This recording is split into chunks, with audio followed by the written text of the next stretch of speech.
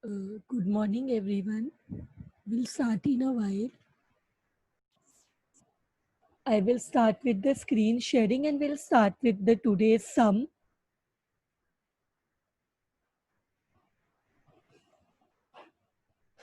So, here, let us read down the question which I'll be doing today.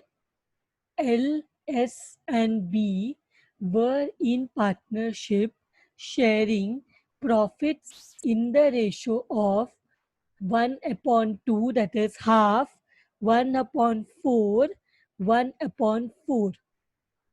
So there are three partners in this question, L, S, and B, who were in partnership for the profits, for sharing the profits in the ratio of 1 upon 2, 1 upon 4, and 1 upon 4. Now we can see that the ratio is not given properly. Normally it is a number, here it is in fraction. So normally here the ratio is it is in fraction, so we have to convert this fraction into ratio. So for that we will do a working note and find out the ratio. We'll convert the fraction into ratio. So how to do that, let us see first. Let us go to the working note.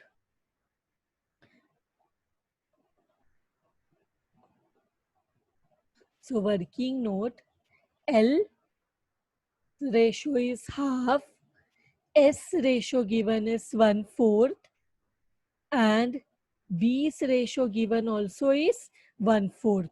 Now what you will do, tell me, you all know 1 is the numerator and 2 is the denominator.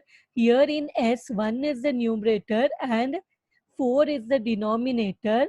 1 numerator, 4 denominator. Tell me, among the three denominators, which one is the biggest number? That is, whether 2 is the biggest number or 4 is the biggest number. So we come to know that 4 is the biggest number. So what we will do, we will multiply all the three fractions with 4. What we will do, we'll multiply all the three fractions with 4. So what happens? Here also 4 into 1 divided by 4. 4. Here also 4 into 1 divided by 4. My next step, see, 2, when we say 4 into 1, it becomes 4. So 4 into 1 is 4 divided by 2. Same way, 4 into 1 is 4 divided by 4, or we can directly cancel out 4. Here also 1 upon 2, 2 के table में 4 कितने times में आता है वैसे भी कर सकते हैं, या तो 4 into 1 is 4 divide by 4. Now can we division करके ये नंबर को कम कर सकते हैं. 2 में 4 कितने में आता है, 2 1s are 2 and 2 2s are 4. तो ये कैंसल होके when you can use your calci, 4 divided by 2 karo, you will get the answer 2. If you do 4 divided by 2, you will get the answer 2. And 4 divided by 4, you will get the answer 1. 4 divided by 4, you will get the answer 1. So this is the ratio. From the fraction, what we have done, we have converted the number into ratio. So what did we do? I repeat once again. What we will do, we will multiply all the three numbers with the highest denominator value. So here there are two denominator value. One is 2 and the other one is 4. So which one is the highest number? 4 is the highest number. So each of the three fractions we multiply by the highest denominator value, which is 4. So 4 into 1 upon 2, 4 into 1 upon 4, 4 into 1 upon 4. When we multiply this, 4 into 1 gives us 4 upon 2. 4 into 1 gives us 4 upon 4. This also gives us 4 upon 4. When we divide 4 upon 2, we get 2. When we divide 4 upon 4, we get 1.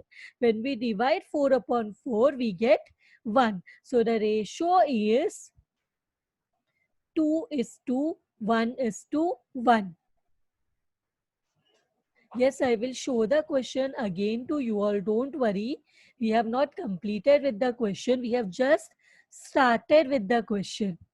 So, L, S, and B were in partnership, sharing profits in the ratio 1 upon 2, 1 upon 4, and 1 upon 4.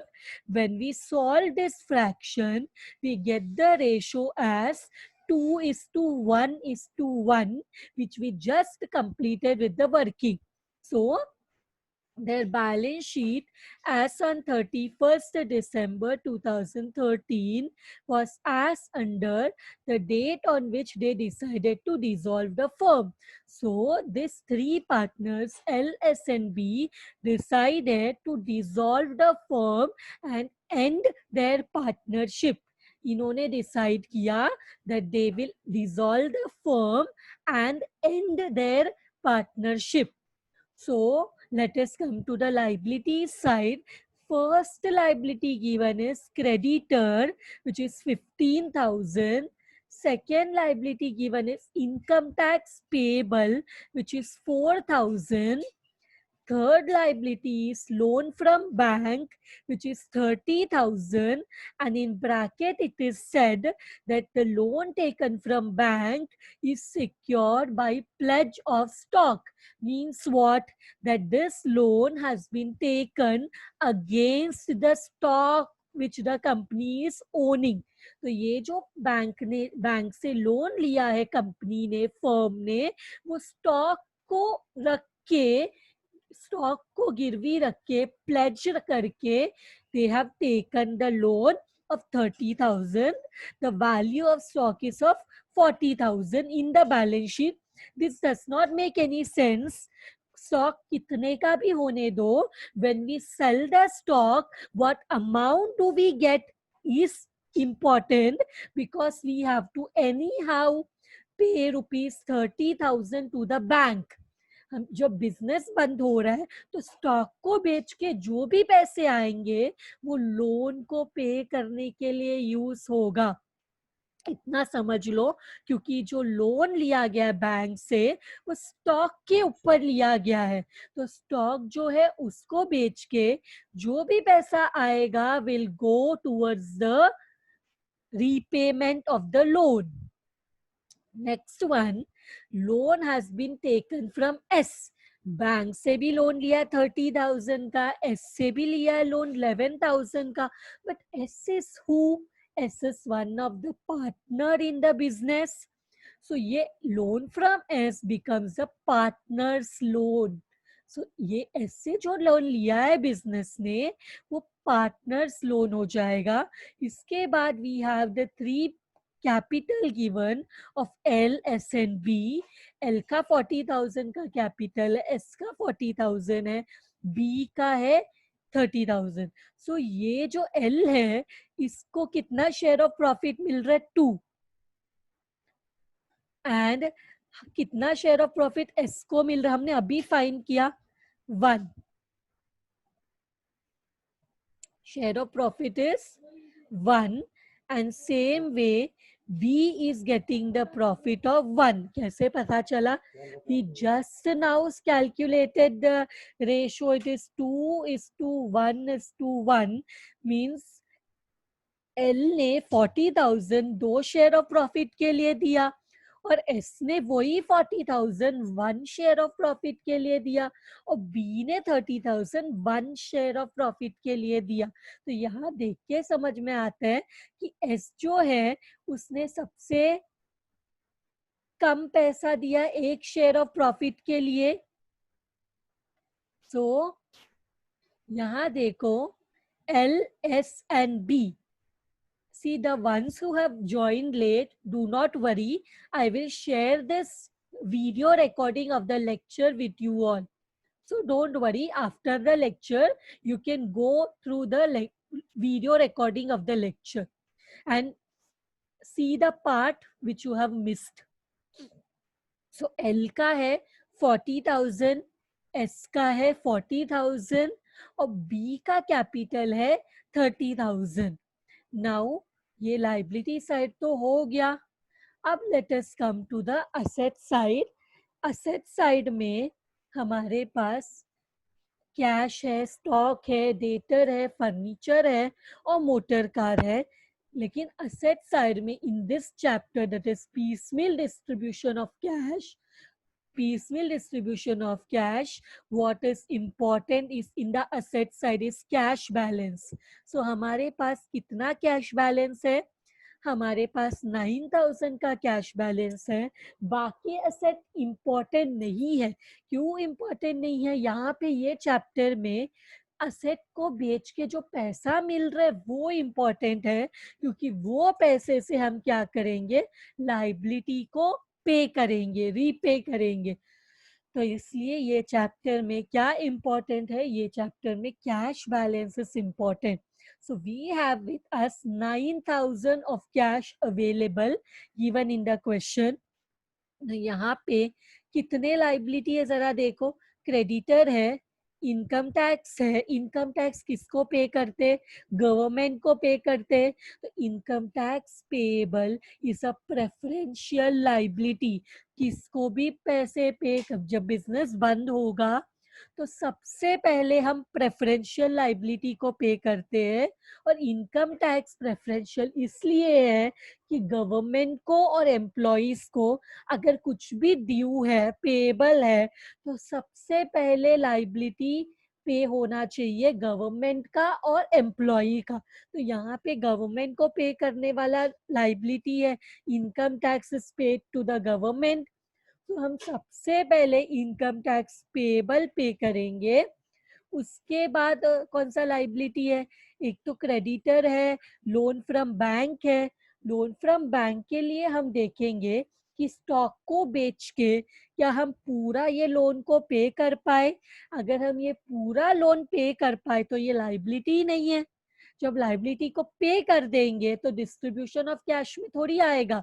तो देखते हैं stock को बेच के कितना पैसा आएगा, उसके हिसाब से ये लाइबिलिटी को पे करना है हमें अलग से या नहीं, वो बाद में देखते हैं. बिकॉज स्टॉक को बेच के जो भी पैसा आएगा वो ये लाइबिलिटी को चुकाने के लिए यूज होगा.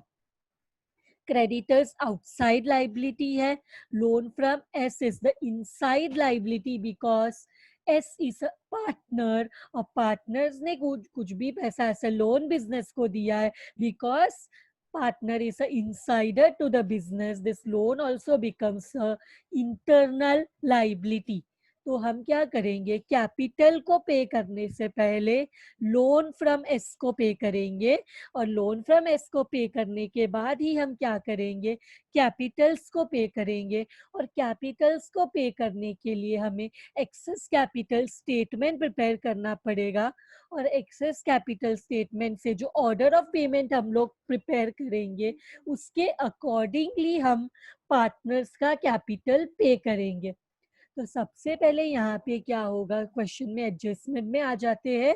Bank could realise only ₹25,000 on disposal of stock. Means what? Stock को बेचा, स्टॉक 40,000 का था, लेकिन स्टॉक को बेचा तो हम कितना रियलाइज कर पाए? हम मतलब बैंक ने जब लोन को चुकाने के लिए स्टॉक को सेल किया तो बैंक को सिर्फ 25,000 मिला स्टॉक को बेच के. पर लोन कितने का है? स्टॉक कितने का भी होने दो, मैटर नहीं करता. ये चैप्टर में असेट का वैल्यू 40,000 का रहने दो, 1 लाख का रहने दो, हमें 1 लाख का चीज को बेच के ₹1 आने दो या 2 lakhs आने दो. प्रॉफिट लॉस नहीं देखना है, हमें सिर्फ क्या देखना है, असेट को बेच के जो भी पैसा आता है उससे हमें लाइबिलिटी को पे करना है। असेट को बेच के प्रॉफिट हुआ कि लॉस हुआ मैटर नहीं करता, असेट को बेच के क्या हम हमारे लाइबिलिटीज को पे कर पा रहे वो मैटर करता है। जैसे फॉर एग्जाम्पल देखो, suppose a person wants to close his business, तो बिजनेस क्लोज करते वक्त वो क्या ध्यान में रखेगा कि अब तो बिजनेस क्लोज करने वाला है, तो जितना भी उसके पास असेट्स है वो सबको जल्द से जल्द बेचने का ट्राई करेगा, ताकि उससे जो पैसा मिले उससे वो अपने लाइबिलिटीज को पे कर पाए। तब वो ये नहीं सोचेगा कि प्रॉफिट में ही बेचना है, क्योंकि उसके पास उतना टाइम नहीं है, ही कांट वेट, जितने में बिक रहा है उतने में वो चीजों को बेचेगा और अपने कर्जों को चुकाएगा।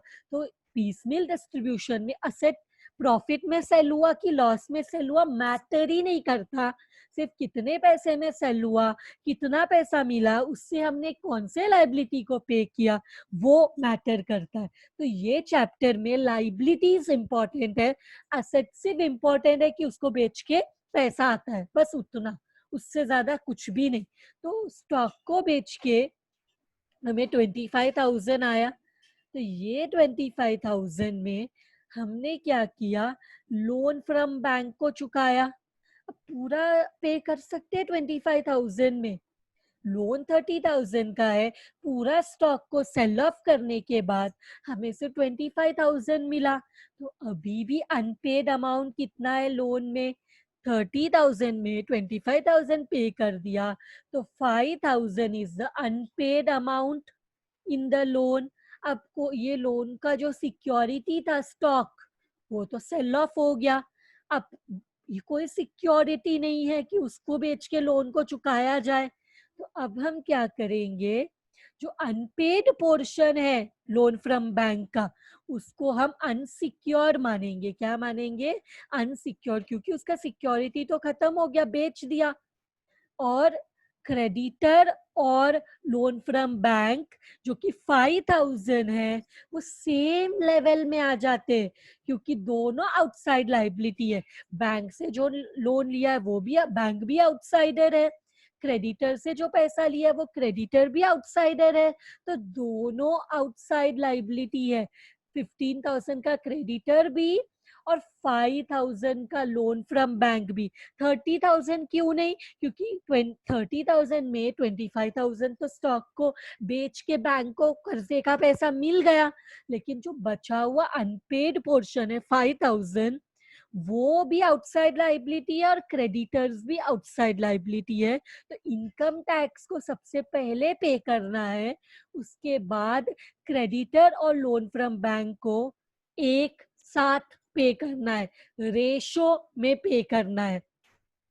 ये दोनों को पे करके होने के बाद पार्टनर से जो लोन लिया है लोन फ्रॉम एस पे करना है, और लोन फ्रॉम एस पे करने के बाद कैपिटल्स को पे करना है, और कैपिटल को पे करेंगे according to the excess capital statement. Now let us look into the second point. A sum of rupees 3,000 was spent on furniture for getting better price. इसका मीनिंग क्या है, इसका मीनिंग है कि हमारे पास एक फर्नीचर था और वो फर्नीचर 36,000 का था। वो फर्नीचर को बेचते वक्त हमने क्या किया, उसको बेचने से पहले before selling of the furniture हमने उसको रिपेयर किया, उसके ऊपर हमने थोड़ा खर्चा किया ताकि वो नया जैसा लगे और उसको बेच के हम ज्यादा पैसे कमा सके।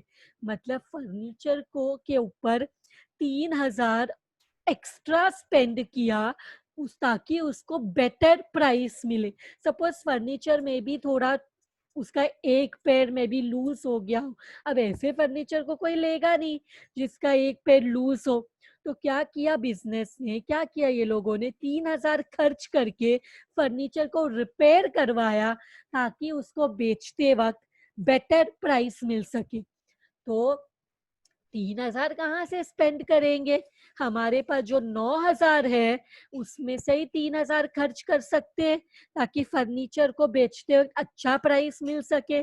Now we come to the third point, that is other assets were realized as follows. जनवरी में 12,000 मिला, फरवरी में 15,000 मिला, मार्च में 10,000 मिला, अप्रैल में 30,000 मिला और मई में मिला 35,000. मई में मिला 35,000. वो लास्ट था क्योंकि मई के बाद कुछ भी रियलाइजेशन नहीं दिया. The partners distributed the cash as and when available using excess capital method. Show distribution of cash. तो अब हम सबसे पहले क्या करेंगे? We will come to the solution. और solution में सबसे पहले एक्सेस कैपिटल स्टेटमेंट प्रिपेयर करेंगे. एक्सेस कैपिटल स्टेटमेंट में सबसे पहले आता है कैपिटल बैलेंस. और कैपिटल बैलेंस के लिए let us see the capital given in the question. 40,000, 40,000 and 30,000. सो यहाँ लिखेंगे हम 40,000, 40,000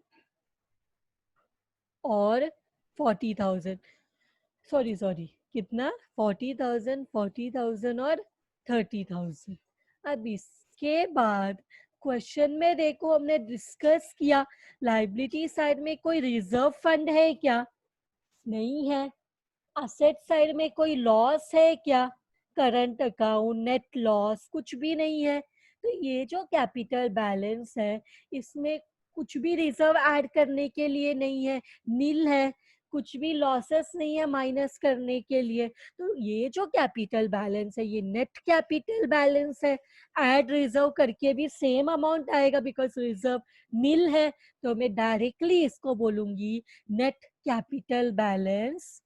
और इसमें लिखेंगे प्रॉफिट शेयरिंग रेशो जो कि हमने वर्किंग में फाइंड आउट किया. रेशो क्या है? What is the ratio? हमने फाइंड आउट किया वर्किंग में. Ratio is 2:1:1. तो हम क्या करेंगे? इधर लिखेंगे रेशो क्या है? 2, 1 और 1.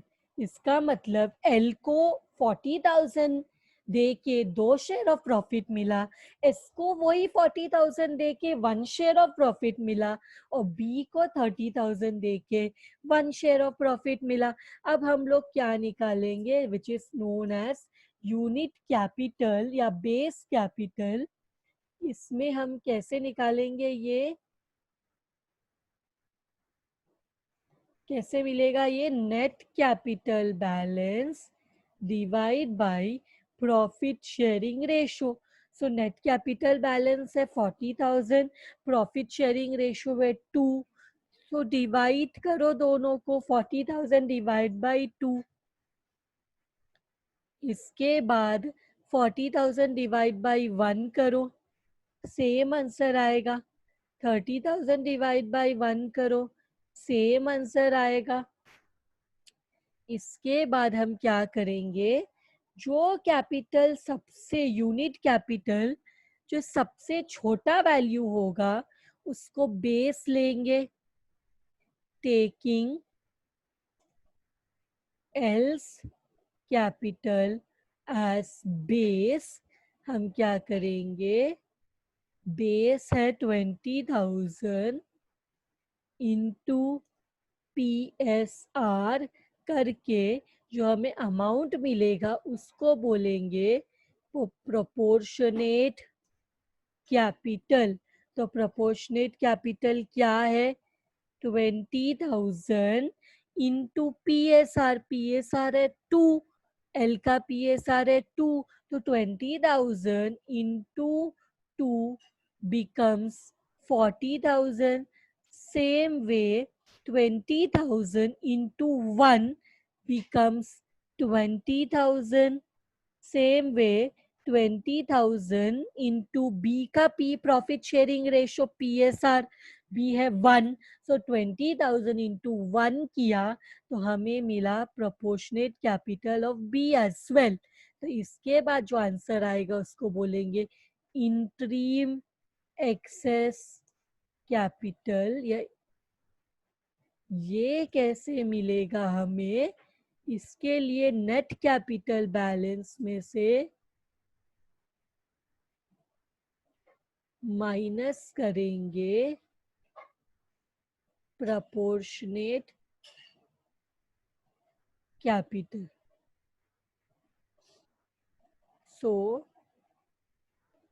करो जरा माइनस।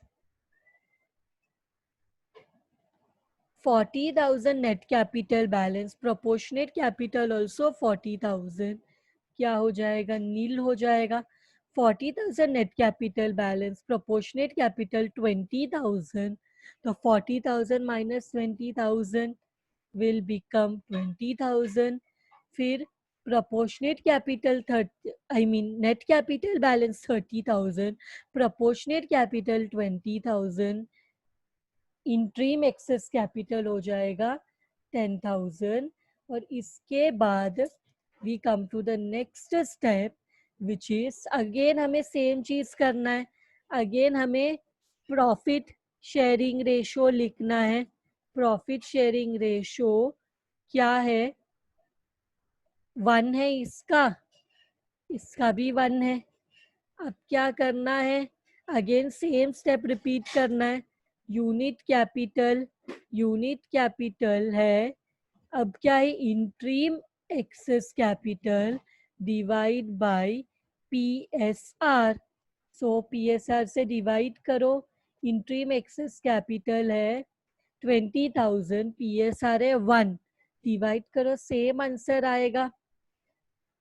इंट्रीम एक्सेस कैपिटल है 10,000, PSR है 1, डिवाइड करो 10,000 डिवाइड बाय 1, सेम आंसर आएगा। अब बताओ दोनों में से छोटा अमाउंट कौन सा है, 10,000। तो हम क्या करेंगे नेक्स्ट स्टेप में, टेकिंग किसका कैपिटल, 20 कैपिटल एज बेस, और लिखेंगे 10,000 इंटू PSR, और हमें मिल जाएगा प्रपोर्शनेट कैपिटल। तो प्रपोर्शनेट कैपिटल कैसे मिलेगा हमें, 10,000 जो कि बेस कैपिटल है या यूनिट कैपिटल है, मल्टीप्लाई बाय PSR। तो 10,000 इंटू PSR तो 1 है, और सेम वे 10,000 इंटू PSR तो 1 है। सो अब जो फाइनली आंसर आएगा उसको बोलेंगे फाइनल एक्सेस, जो कि कैसे मिलेगा, interim excess capital minus proportionate capital. So एक काम करो, इंट्रीम एक्सेस कितना मिला, 20,000, प्रोपोर्शनेट कैपिटल कितना मिला, 10,000। तो 20,000 माइनस 10,000 इज 10,000। फिर 10,000 minus interim excess 10,000, proportionate capital भी 10,000, माइनस करो, मिल जाएगा nil. So done, this was the last step. अब क्या करेंगे, अब हम क्या ऑर्डर ऑफ पेमेंट लिखेंगे। ऑर्डर ऑफ पेमेंट में सबसे पहले हम क्या करेंगे, जो सबसे लास्ट लाइन में, किसके लास्ट लाइन में अमाउंट है देखो, एस के, तो सबसे पहले उसको पैसा देंगे। पे टू मिस्टर एस, कितना उसके कॉलम में कितना अमाउंट है, 10,000। इसके बाद सेकेंड स्टेप में एक लाइन ऊपर जाओ, तो एस और बी में पैसा है एस और बी में पैसा है, तो दोनों 10,000 को ऐड करो. Pay to mister S and mister B. कितना पे करना है? ₹20,000 इन देयर PSR, जो कि है 1:1 का PSR है, 1:1. इसके बाद थर्ड स्टेप हमेशा सेम, पे टू ऑल. ऑल मतलब कौन? LS और B इन देयर PSR, जो कि है 2:1:1. तो ये हो गया हमारा तीनों स्टेप.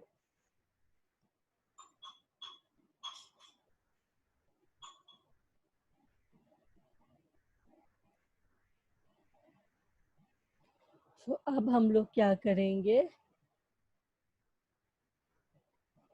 अब हम लोग आगे जाएंगे क्वेश्चन में और statement showing distribution of cash बनाएंगे.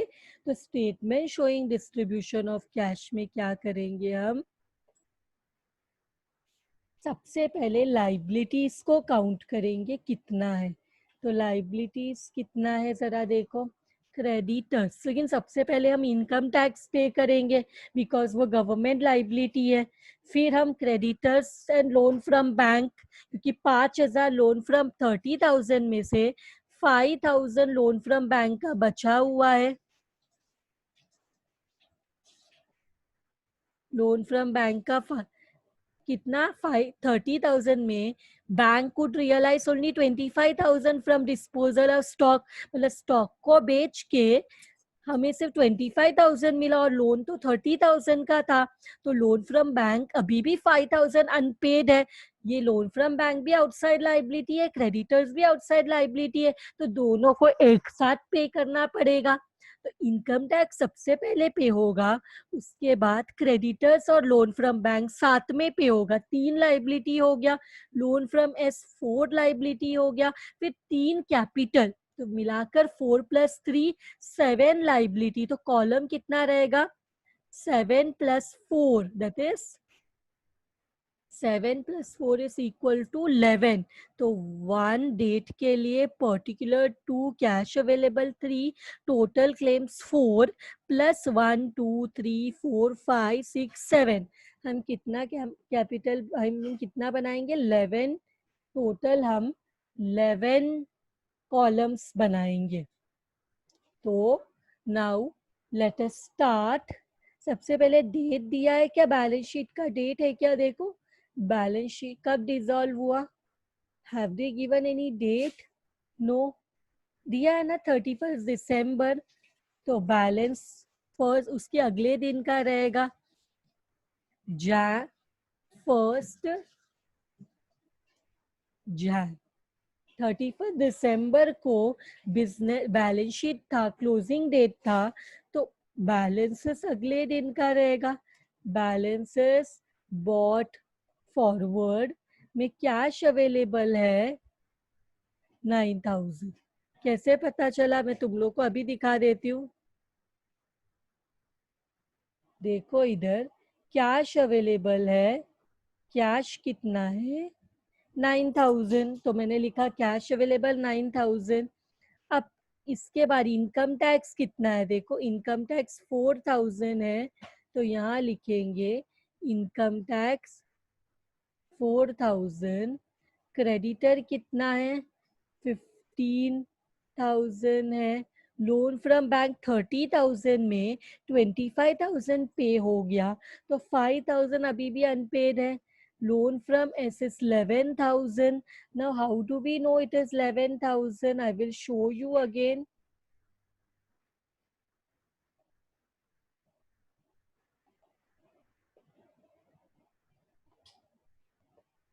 सो यहाँ देखो ऊपर क्वेश्चन में लोन फ्रॉम एस 11,000, क्रेडिटर 15,000, ये लोन फ्रॉम बैंक 30 था और 25,000 तो पे हो गया स्टॉक को बेच के। तो 30,000 में 25,000 पेड हो गया, तो अनपेड कितना है 5,000। डिस्ट्रीब्यूशन ऑफ कैश स्टेटमेंट में हम सिर्फ अनपेड अमाउंट दिखाते हैं। तो अब यहाँ पे ध्यान दो, नेक्स्ट क्या लाइव बचा हुआ है, कैपिटल बचा हुआ है। कैपिटल है 40,000, 40,000 कैपिटल है, नेट कैपिटल बैलेंस है 40, 40 एंड 30,000। तो यहाँ लिखेंगे 40,000, 40,000 एंड 30,000। अब नेक्स्ट स्टेप क्या है, ये पूरा टोटल क्लेम जानने के लिए सारे लाइबिलिटीज को ऐड करो। 4,000 plus 15,000 plus 5,000 plus 11,000 plus 40,000 plus 40,000 plus 30,000। कितना आंसर आता है, सबको आया 1,45,000। सो इसके बाद हम क्या करेंगे, we will go to the next step.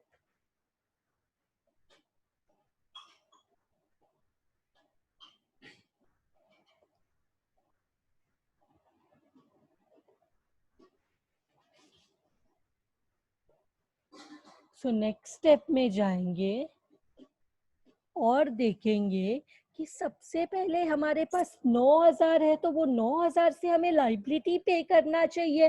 पर लाइबिलिटी पे करने से पहले क्वेश्चन का सेकेंड पॉइंट जरा देखना पड़ेगा, एडजस्टमेंट का second point, that a sum of rupees 3,000 was spent for on furniture for getting better price।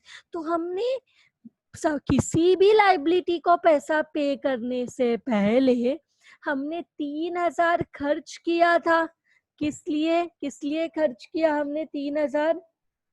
हमने 3,000 खर्च किया फॉर फर्नीचर ना, रिपेयर ऑफ फर्नीचर। कितना खर्च किया?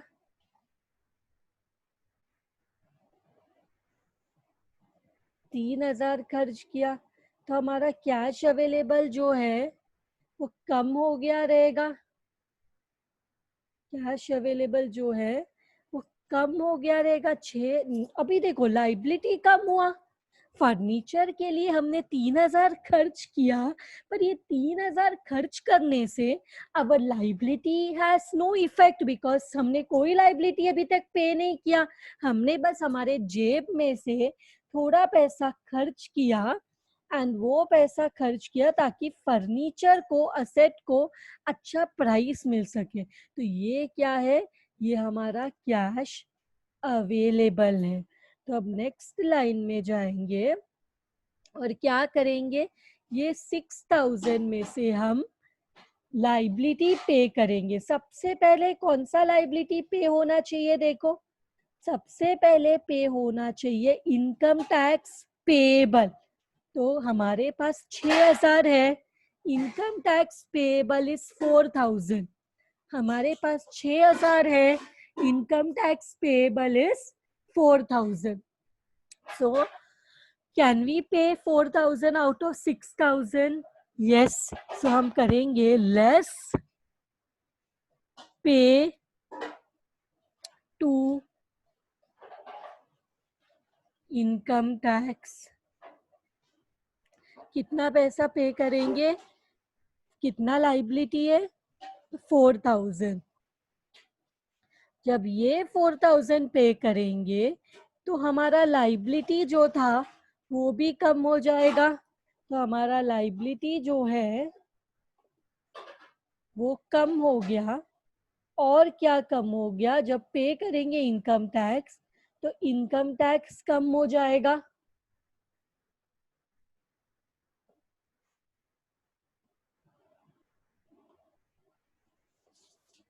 सो अब क्या करेंगे, हमारे पास अब क्या क्या कैश अवेलेबल है देखो। ये पे करने के बाद 6,000 में से 4,000 गया, तो अब कैश अवेलेबल है 2,000। कैश अवेलेबल है 2,000। सो कैश अवेलेबल है 2,000। अब नेक्स्ट लाइबिलिटी कौन सा है देखो। नेक्स्ट लाइबिलिटी है क्रेडिटर और loan from bank. Income tax से नहीं, इनकम टैक्स का नहीं समझा। देखो हमारे पास 6,000, 9,000 में 3,000 जो है फर्नीचर रिपेयर करने के पीछे चला गया, तो हमारे पास बचा 6,000। ये 6,000 से हम क्या करेंगे, लाइबिलिटी को पे करेंगे। तो सबसे पहले कौन सा लाइबिलिटी पे होगा, सबसे पहले हम प्रेफरेंशियल लाइबिलिटी को पे करते हैं। प्रेफरेंशियल लाइबिलिटी का एग्जाम्पल है गवर्नमेंट लोन या फिर एम्प्लॉई से loan, outstanding wages, outstanding salary, income tax payable. अब इनकम टैक्स किसको पे होता है, गवर्नमेंट को, तो ये प्रेफरेंशियल लाइबिलिटी है। वो कितने का है, 4,000 का। तो सबसे पहले हमें, मैंने स्टार्टिंग में भी बताया, इनकम टैक्स हम पहले पे करेंगे। तो 6,000 में हम सबसे पहले पे करेंगे 4,000। तो क्या 6,000 से 4,000 आराम से पे कर सकते हैं, बिकॉज हमारे पास ज्यादा पैसा है। तो हम क्या करेंगे, 6,000 में 4,000 पे कर देंगे इनकम टैक्स। ऑफ 6,000 में 4,000 पे करेंगे, तो हमारा लाइबिलिटी टोटल क्लेम्स मतलब क्या है, टोटल क्लेम्स मतलब total of all the liability. ये 1,45,000 कैसे मिला, 4,000 plus 15,000 plus 5 plus 11 plus 40 plus 40 plus 30 किया तो 1,45,000 मिला। जब इनकम टैक्स पे करेंगे तो लाइबिलिटी टोटल क्लेम्स भी कम होगा, तो माइनस किया और इनकम टैक्स पे हो गया। तो ये हमने 4,000 माइनस किया, इधर प्लस था इधर माइनस है, तो ऑटोमेटिकली ये कैंसल हो जाएगा। तो 6,000 में 4,000 पे कर दिया, तो अभी कितना पैसा बचा है हमारे पास, अब हमारे पास बचा है 2,000। तो ये 2,000 में हमें क्या पे करना है, क्रेडिटर है और लोन फ्रॉम बैंक है। अब पहले किसको पे करें, क्योंकि हमारे पास तो क्रेडिट 2,000 ही है और क्रेडिटर 15,000 का है, लोन फ्रॉम बैंक 5,000 का है। किसको पहले पे करे, पहले क्रेडिटर को पे करे या पहले लोन फ्रॉम बैंक को। और ऑर्डर ऑफ पेमेंट देके तो क्रेडिटर भी आउटसाइड लाइबिलिटी है, लोन फ्रॉम बैंक भी आउटसाइड लाइबिलिटी है, दोनों आउटसाइड लाइबिलिटी है, दोनों का सेम ऑर्डर है। तो किसको पहले पे करे, पहले क्रेडिटर को पे करे या पहले लोन फ्रॉम बैंक को पे करे। ऐसे सिचुएशन में क्योंकि दोनों सेम लेवल है, सेम ऑर्डर है, तो हम रेशो में पे करते, क्या करते, रेशो में। इनकम टैक्स पेबल सबसे पहले पे होना चाहिए क्योंकि वो प्रेफरेंशियल लाइबिलिटी है, उसको तो पे कर दिया। अब क्रेडिटर और bank loan, bank from loan, जो लोन फ्रॉम बैंक है उसमें हम क्या करेंगे, दोनों को एक साथ पे करेंगे क्योंकि दोनों का ऑर्डर सेम है। पर अब 2,000 से दोनों को एक साथ कैसे पे कर सकते हैं, यूजिंग द रेशो। तो हम क्या करेंगे, हम वर्किंग नोट में जाएंगे और हम क्या करेंगे, दो है, एक क्रेडिटर है और एक है लोन फ्रॉम बैंक। तो क्रेडिटर का अमाउंट है 15,000, लोन फ्रॉम बैंक का अमाउंट है 5,000। कितना जीरो कॉमन है, 3 जीरो कॉमन है, तो ये 15 हो जाते हैं। ये 3 जीरो कट करने के बाद 5 हो जाते हैं। 5 के टेबल में ये 3 जार आते हैं, 5 3 जार 15। 5 के टेबल में 5 1 जार 5, 5 3 जार 15। तो रेशो हो गया 3:1। अब हम क्या करेंगे, डिवाइड 2,000 इन रेशो 3:1। तो क्या अमाउंट आएगा?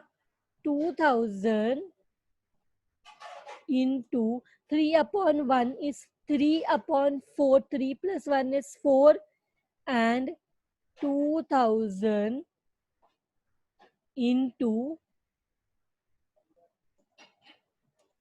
1 डिवाइड बाई 4। क्या आंसर आ रहा है? देखो, क्या आपको 1500 और 500 आया? चेक करो। 3/4 1/4, क्या यही अमाउंट आ रहा है? तो ये इससे हम क्या करेंगे? लेस ये 2000 से पे टू क्रेडिटर एंड लोन। तो यहाँ पे ये दोनों 2000, और क्या हो जाएगा इससे?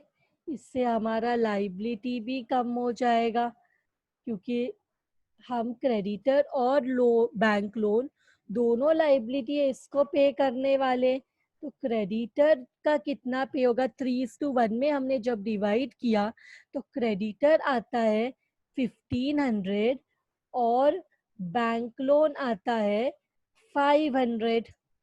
तो ये सिचुएशन में हम क्या करेंगे?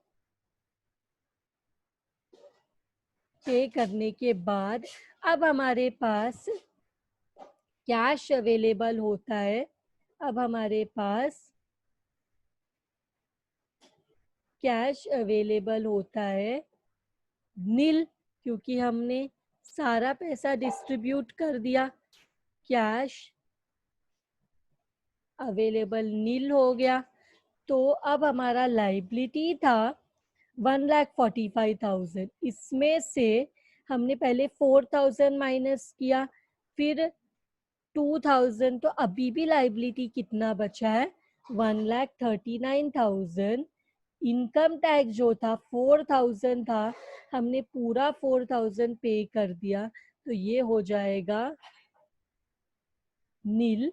और 15,000 में 1500 पे कर दिया, तो ये हो जाएगा 13,500। और 5,000 में 500 पे कर दिया, तो ये हो जाएगा 4,500। अब इसके बाद हमें क्या करना पड़ेगा? हमारे पास तो कुछ भी पैसा नहीं है अभी, तो हम जाएंगे पॉइंट नंबर 3 में और देखेंगे रियलाइजेशन कब हुआ है। जनवरी में मिला है 12,000, तो जनवरी में जाएंगे और लिखेंगे द डेट जनवरी, कितना पैसा मिला, इसको बोलेंगे फर्स्ट रियलाइजेशन। और लिखेंगे इधर फर्स्ट रियलाइजेशन कितना मिला? 12,000 बराबर। फर्स्ट रियलाइजेशन है 12,000, जनवरी में 12,000। तो अब देखो 12,000 मिला हमें, तो ये 12,000 से हम क्या करेंगे? लाइबिलिटी को पे करेंगे। तो लाइबिलिटी जो हमें पे करना है वो कौन सा लाइबिलिटी है? लाइबिलिटी जो पे करना है वो है क्रेडिटर्स 13,500 और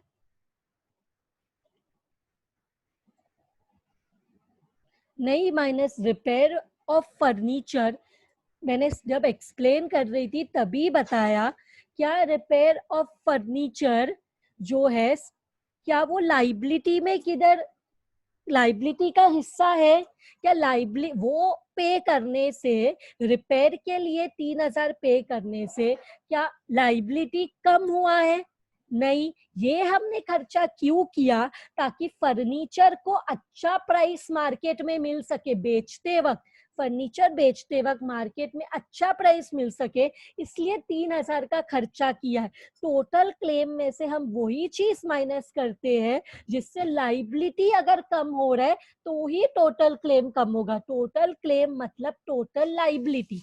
टोटल क्लेम मतलब टोटल ऑफ लाइबिलिटी। ये किसी ने क्वेश्चन पूछा था, रिपेयर ऑफ फर्नीचर माइनस नहीं करना है टोटल क्लेम में से, नहीं माइनस करना है, because repair of furniture minus करने से क्या नहीं कम होता है, लाइबिलिटी कम नहीं होता है, इसलिए माइनस नहीं करना है। हमारा सेकेंड, हमारा अब हम लोग आते हैं फर्स्ट रियलाइजेशन में, जो कि है 12,000, और वो 12,000 जो है उसमें से हमें लाइबिलिटी पे करना है। तो लाइबिलिटी पे करते वक्त लाइबिलिटी देखो, पहले तो अभी अभी क्रेडिटर और बैंक लोन खत्म करना है, पर हमारे पास 12,000 है, पर क्रेडिटर ही 13,500 और बैंक लोन है 4,500। अब किसको पहले पे करें? हमें पे तो दोनों को रेशो में करना है। कैसे पे करना है? हमें पे करना है क्रेडिटर, हमें पे करना है pay to creditor and loan in कौन सा रेशो है? 3:1। तो उसके लिए जरा हम लोग letters go to the again go to the working, divide 12,000 in 3:1। तो यहाँ पे 12,000 है इंटू 3:1 है, 3+1 is 4, तो 3/4 फ्रैक्शन में कन्वर्ट किया रेशो को, तो 3/4 और 1/4। तो अभी कैलसी लो अपना, 3/4 देखो कितना 9,000 आ रहा है क्या? 12,000 इंटू 3/4, यस। तो ये जो है ये 9,000 हो जाता है, और ये जो है ये 3,000 हो जाता है। 3+9+3 12,000।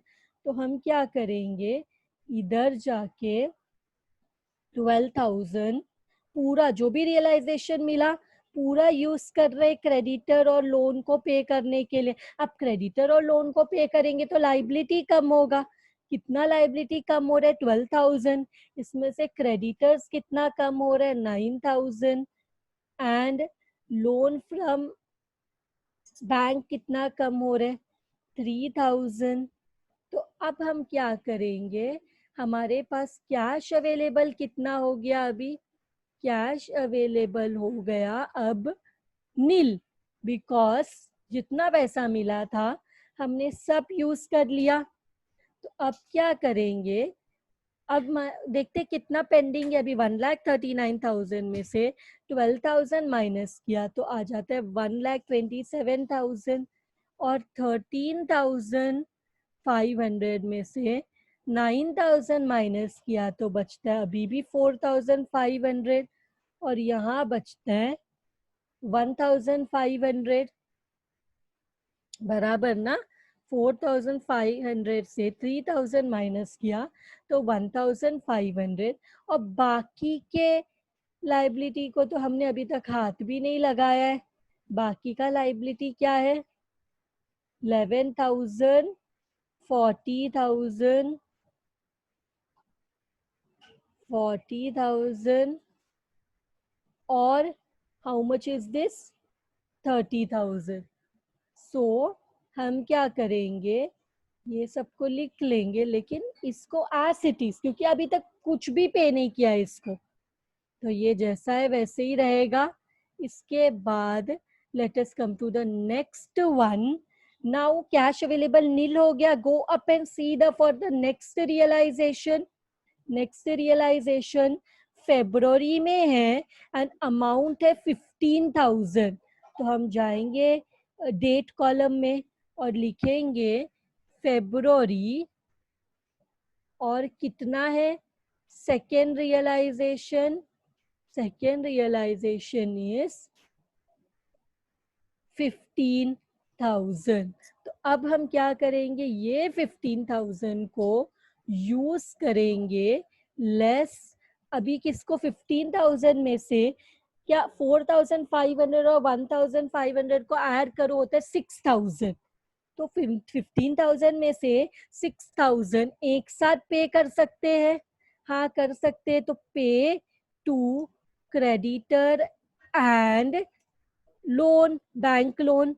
तो कितना पे करना है? अब 15,000 है, लेकिन हमें तो पे करना है सिर्फ 6,000, बिकॉज 4,500 क्रेडिटर का बाकी है, 1,500 लोन का बाकी है। तो ये तो सिर्फ 6,000 होते हैं। तो जब ये पे करेंगे तो लाइबिलिटी भी 6,000 कम हो जाएगा, और हमारा क्रेडिटर जो है वो पूरा कम हो जाएगा क्योंकि पूरा पे कर रहे, और हमारा जो बैंक लोन है वो भी पूरा पे हो जाएगा। तो इसके साथ अब हमारे पास कितना कैश अवेलेबल हो जाएगा ये पे करने के बाद? कैश अवेलेबल 15,000 में 6,000 यूज कर लिया, तो अभी हमारे पास बचेगा 9,000।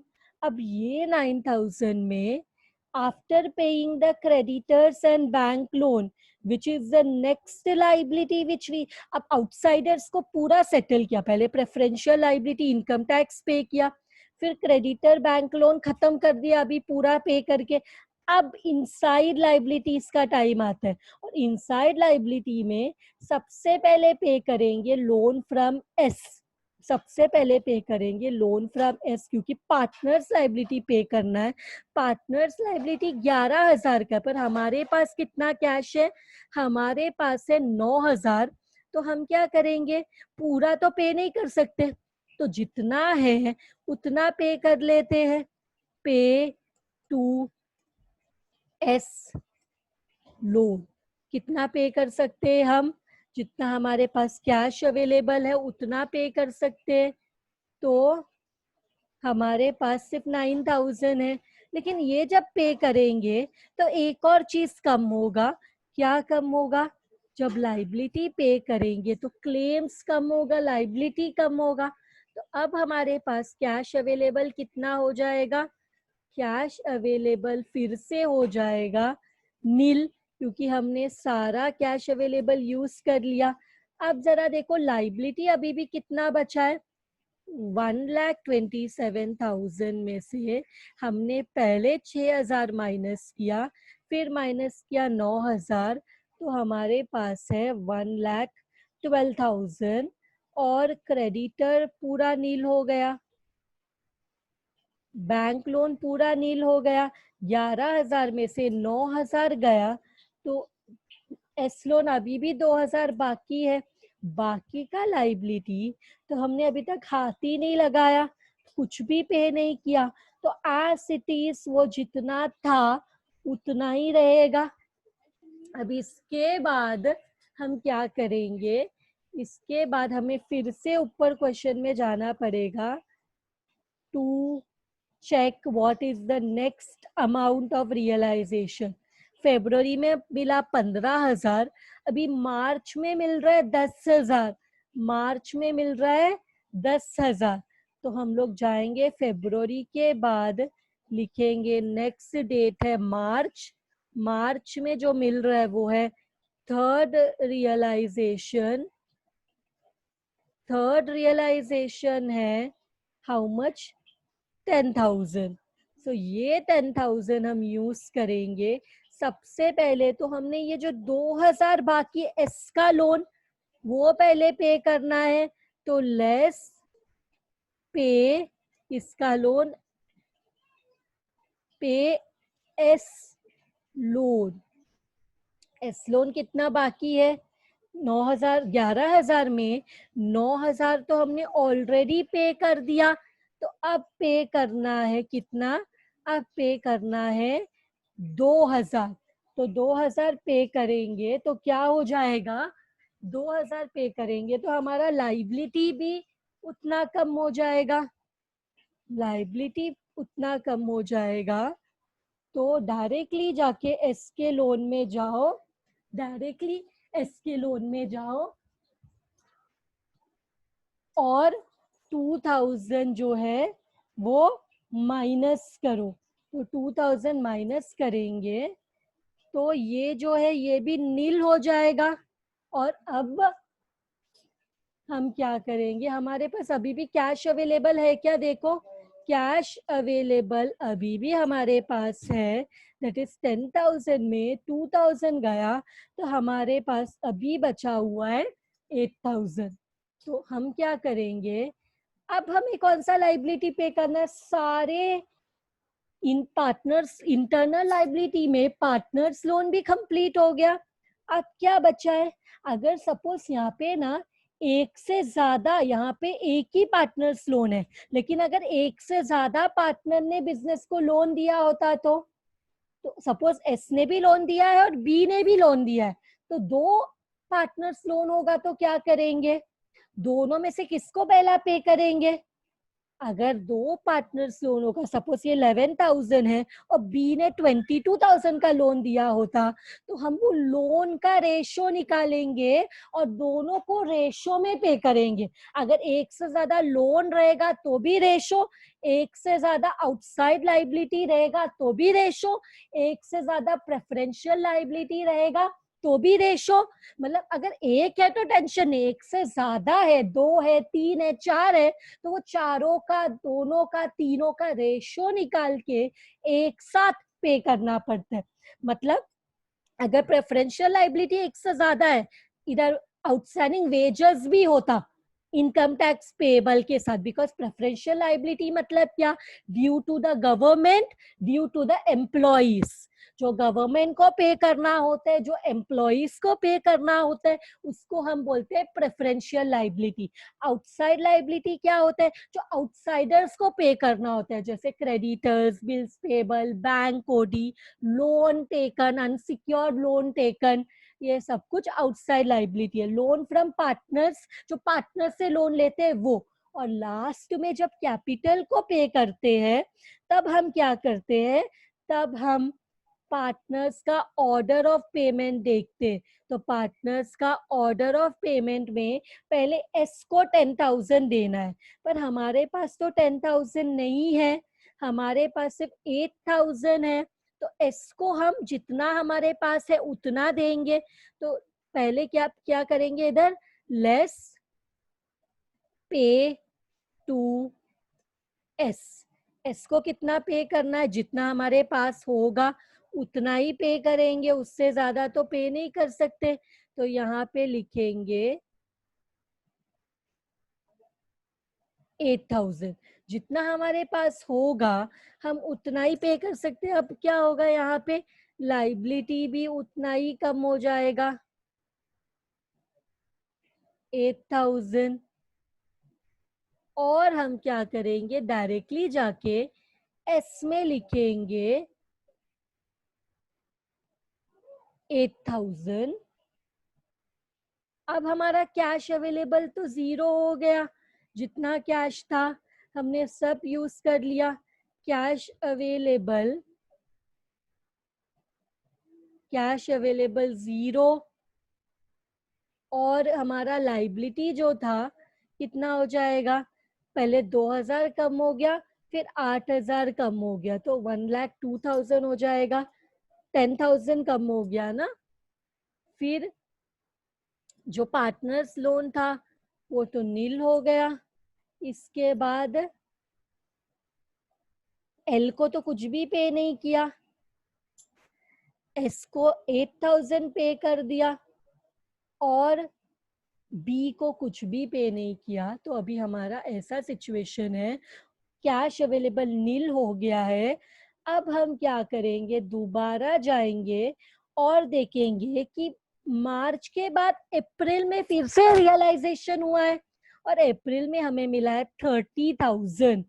30,000 तो हम जाएंगे, इधर लिखेंगे अप्रैल कितना मिला, ये कौन सा रियलाइजेशन है, फोर्थ रियलाइजेशन। कितना है ये रियलाइजेशन, 30,000। तो अब ये 30,000 हम यूज करेंगे बाकी लाइबिलिटीज को पे करने के लिए। लेस किसको पे करें ये 30,000 में, जरा अब तो पार्टनर्स ही बचा है, तो पार्टनर्स के लिए हमेशा ऑर्डर ऑफ पेमेंट देखना है। सबसे पहले हमें पे करना है एस को 10,000। क्या हमने पूरा 10,000 एस को पे कर दिया? हमने एस को कितना पे किया? पूरा 10,000 पे किया या 8,000 पे किया? हमने क्या किया है? हमने एस को सिर्फ 8,000 पे किया है। ध्यान से देखो, हमने एस को 8,000 पे किया है। यहाँ देखो, पे टू एस 8,000 है, पर पे करना था 10,000। तो अभी भी कितना पे करना बाकी है? अभी भी 2,000 पे करना बाकी है। हमें इसको 10,000 देना है सबसे पहले, पर हमने तो अभी तक 8,000 ही दिया है, तो बाकी का 2,000 देंगे। तो लाइबिलिटी भी कम होगा, और लाइबिलिटी कम होगा किसका? और एक चीज, किसका कैपिटल कम होगा? एस का कैपिटल कम होगा। तो अब हमारे पास कैश अवेलेबल कितना हो जाएगा? 30,000 में से 2,000 गया, तो अब हमारा कैश अवेलेबल हो जाएगा 28,000। तो अब हम क्या करेंगे? नेक्स्ट किसको पे करना है देखते हैं। वो देखने के लिए भी हमें जाना पड़ेगा ऑर्डर ऑफ पेमेंट में। ऑर्डर ऑफ पेमेंट में एस एंड बी दोनों को 1:1 रेशो में 20,000 देना है। 1:1 मतलब इक्वल। 20,000 का इक्वल मतलब 10,000 10,000 देना है। 1:1. Do you want me to solve this ratio? Because 20,000 1:1 means equal, same. तो 20,000 को 1:1 मतलब 1/2 1/2। 20,000 इंटू 1/2 इज 10,000। सो यहाँ पे हम क्या करेंगे? पहले तो देखेंगे कि किसको दोनों को पे करना है। हमें पे करना है एस एन बी को 20,000। सो एस एन बी को 20,000 देने के लिए कौन से रेशो में देना है? रेशो है 1:1। तो हमारे पास क्या इतना पैसा है एस एन बी को पैसा देने के लिए? हाँ, हमारे पास 28,000 है, तो हम आराम से 20,000 दे सकते हैं। पे एस एंड बी इन कौन सा रेशो? 1:1। तो हमारे पास कितना पे करना है? हमें पे करना है 20,000, और हमारा लाइबिलिटी भी उतना ही कम होगा जब हम पे करेंगे, तो 20,000 कम हो जाएगा। तो अब हम क्या करेंगे? किसको पे करना है? एस को पे करना है 20,000 का आधा, जो कि होता है 10,000, और बी को भी उतना ही पे करना है 10,000। 1:1 रेशो है, इक्वल रेशो है। तो अभी भी क्या हमारे पास कैश अवेलेबल है? 28,000 में से 20,000 गया, तो कैश अवेलेबल अभी हमारे पास है 8,000। अब 8,000 को कैसे पे करें? उसके लिए हम अगेन जाएंगे ऊपर ऑर्डर ऑफ पेमेंट में, और देखेंगे ये पूरा 20,000 1:1 में दे दिया। अब थर्ड पॉइंट क्या है? Pay to all. हम क्या करना है? हमें पे टू ऑल करना है। रेशो भी है 2:1:1। तो जो अभी इसके बाद अगर कोई भी पैसा मिलता है, तो हमें कौन से रेशो में देना है? 1:1 के रेशो में देना है। तो 1:1 के रेशो में लेस, सॉरी 2:1:1 के रेशो में पे टू ऑल इन कौन सा रेशो? 2:1:1। तो हम इसके लिए हमें क्या करना पड़ेगा? हमें आना पड़ेगा टू अवर वर्किंग नोट। हमारा लाइबिलिटी भी पे करेंगे, तो 8,000 पे करेंगे तो उतना कम हो जाएगा, 8,000 कम हो जाएगा। तो अब हम लोग वर्किंग में जाएंगे, और ये रेशो में 2:1:1 के रेशो में हम डिवाइड करेंगे 8,000 को। Divide 8,000 in 2:1:1। So 8,000 into 2:1:1. 2 plus 1 plus 1 is how much? 4.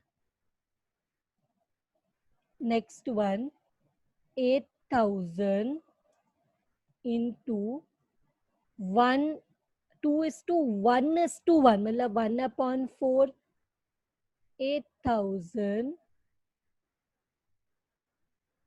Into 1/4। तो क्या आंसर आएगा जरा देखो, ये होगा 4,000, ये होगा 2,000 और ये होगा 2,000। Are every one of you getting the same answer? 4,000, 2,000 and 2,000। तो यहाँ लिखेंगे 4,000,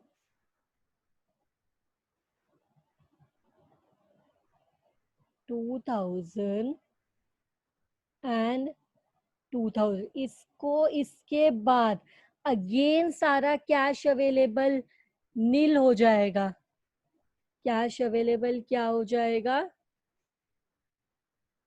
नील हो जाएगा। और हमारा लाइबिलिटी कितना हो जाएगा? 1,02,000 था। 1,02,000 में से कितना माइनस हो गया?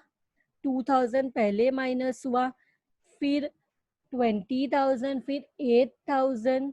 सो बचा हमारे पास अभी भी लाइबिलिटी 72,000। और 40,000 में से 4,000 कम हो गया तो बचा 36,000।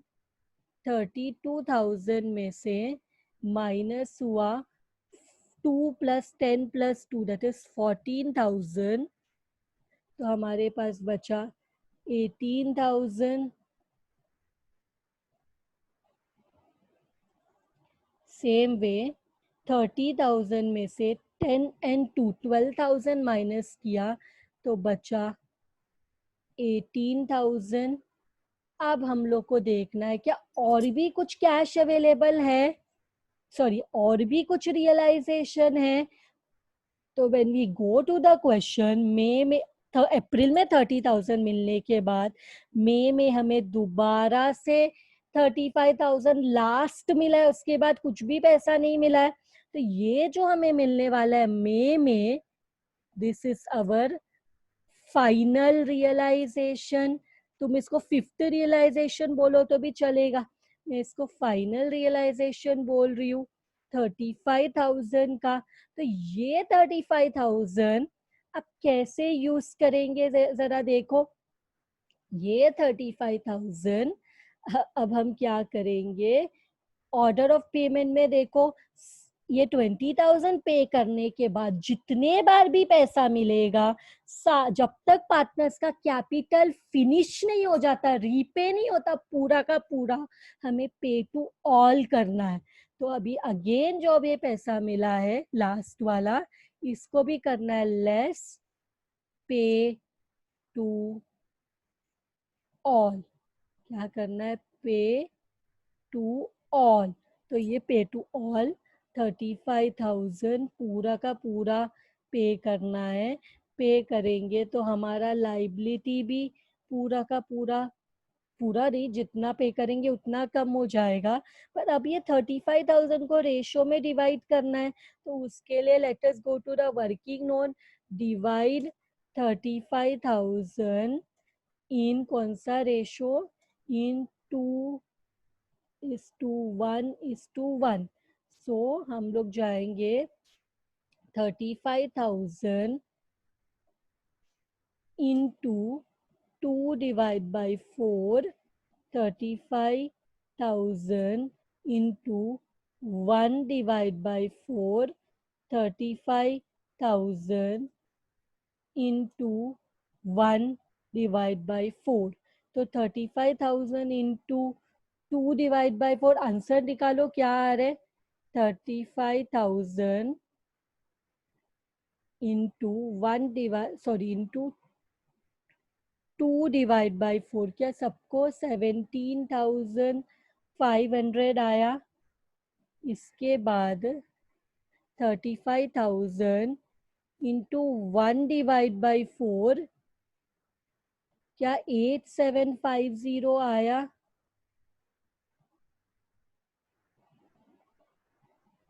8750। यस, यही आंसर आया, वेरी गुड। तो ये ऊपर लिख लेते हैं, ऊपर लिख लेते हैं हम, क्या है सबसे पहले तो 17,500 और उसके बाद 8750 और लास्ट वाले का भी 8750। तो अब इसके बाद कोई पैसा नहीं आने वाला है। इसके बाद देखेंगे, इसके बाद कोई और रियलाइजेशन है क्या? मे के बाद, मे वॉज द लास्ट, इसके बाद कुछ भी पैसा नहीं मिला।